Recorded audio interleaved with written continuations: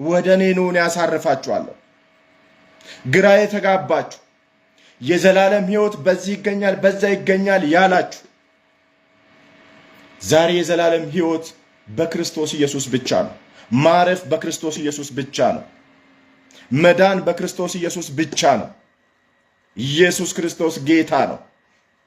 ሰው በልቡ አምኖ በአፉ መስክሮ ይድናል ይላል። ሰው ኢየሱስ ክርስቶስ እሱ ጌታ እንደሆነ በልቡ አምኖ በአፉ መስክሮ ይድናል። ኢየሱስ ክርስቶስ ጌታ ነው። ስለዚህ ዛሬ ጥሪ ያደርግላችኋለሁ ወንድሞችና እህቶቼ፣ የዘላለም ሕይወት የናዝሬቱ ኢየሱስ ክርስቶስ ብቻ ነው። እግዚአብሔር አብ ከሰማይ የሰጠን እግዚአብሔር አብ እንድንድንበት የሰጠን መድኃኒት የዓለም መድኃኒት ኢየሱስ ክርስቶስ ብቻ ነው። ይህንን ቃል የምትሰሙ ዛሬም እላችኋለሁ የዘላለም ሕይወት ጌታችን ኢየሱስ ክርስቶስ ብቻ ነው። በሩ እኔ ነኝ አለ ጌታ።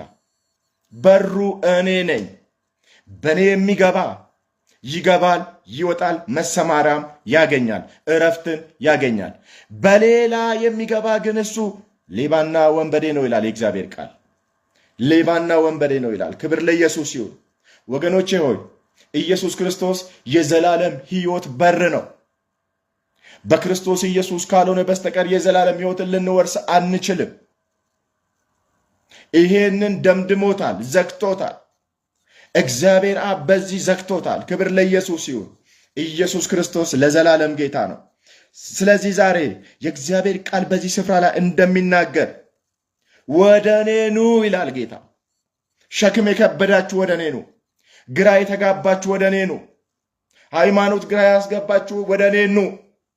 የተለያዩ ፍልስፍና የተለያዩ ዕውቀት ውስጥ ያላችሁ ግን እውነቱን ያላገኛችሁ ወደ እኔ ኑ ይላል ጌታ። ይወዳችኋል። ኢየሱስ ክርስቶስ ይወዳችኋል። ነፍሱን እስከ መስጠት ድረስ ከዚህ የሚበልጥ ፍቅር ምን አለ? ኢየሱስ ክርስቶስ በቀራንዮ መስቀል ላይ የሞተው ስለ እኔ ነው፣ ስለ እናንተ ነው።